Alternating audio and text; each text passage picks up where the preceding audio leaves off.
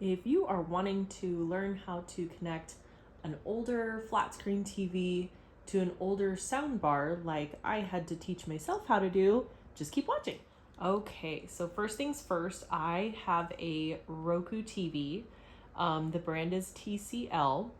And from a couple of different videos, I learned a few things I needed to do. So I needed to go to settings. And then if you go all the way down on my TV to system, there's a setting called control other devices, or CEC.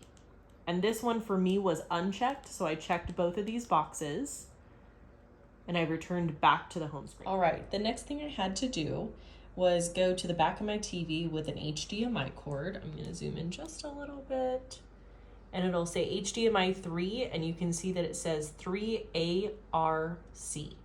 The ARC stands for Audio Return Channel, and then you're gonna wanna plug the other end of the HDMI cord into the HDMI out port on your soundbar. Now, in my case, the things that I had to do in order to make my soundbar pair correctly with my TV were located on the remote. Again, this is just a little bit older and it is secondhand, so don't judge me on the fuzziness all over it. But there's a little button that says AnyNet, and I needed to click that, and barely can see it right there. But you needed to click that in order to activate what they call AnyConnect. And then for the second portion of that is in this top left hand, part of the remote, it says SAT source. It's talking about the soundbar in that aspect. If you click that to where it says ARC, or Audio Return Channel, ARC, that is what's going to allow it to connect to the TV. I can see when I press the AnyConnect button, it's going to say AnyNet. Sorry, I keep calling it AnyConnect. And I'm going to toggle it. I'm going to keep pressing it until it says AnyNet on. Alrighty, and the next to last step is we're going to go back to our remote to that top left button to where it says SAT source. And again, in my case, I get the digital readout on the front of the soundbar, and I'm going to click that until it says ARC, or TV ARC. You would think it's HDMI, but we're actually looking for that TV ARC setting.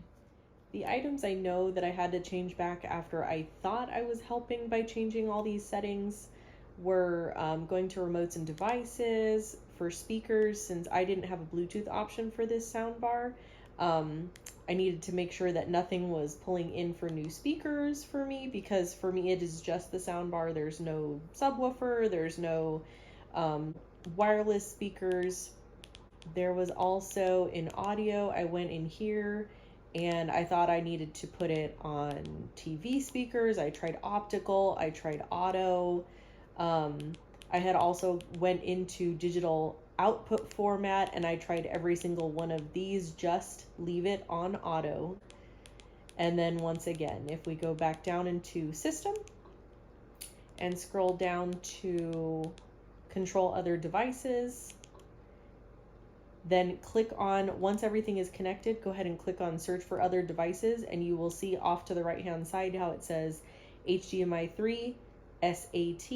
It is detecting that soundbar device. So now that the soundbar and the TV have been connected in that HDMI 3 ARC port and the HDMI out port of the soundbar, we can turn on the TV, and with the Roku remote, it's now detecting the soundbar and controlling the soundbar with the Roku remote. That's the first portion of this video referencing the CEC, or control other devices. We should be able to scroll through. We should be getting our scrolling feedback.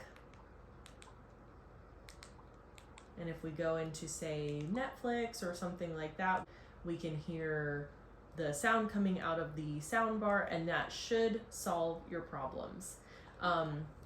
One thing I will caution you that got me in a little bit of hot water is going into the settings and toggling every single setting that you think will make it work. Because in the end, I actually had to go back through and sort of reset a lot of the settings that I had hoped would make the soundbar work, and instead actually hindered it.